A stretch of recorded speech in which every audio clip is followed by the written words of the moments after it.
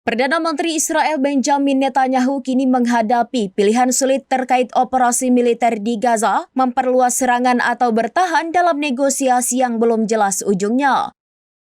Dilema ini mencuat seiring desakan Kepala IDF, Letnan Jenderal Eyal Zamir yang mengusulkan strategi penahanan dan gesekan terbatas demi meminimalkan resiko terhadap keselamatan sandera. Namun pendekatan ini dinilai belum cukup kuat untuk memberikan tekanan militer yang menentukan. Hamas sendiri diperkirakan akan terus menggunakan sandera, termasuk jasad 2 tentara Israel dari Perang 2014 sebagai perisai hidup. Situasi ini semakin mempersulit IDF dalam melancarkan operasi yang efektif.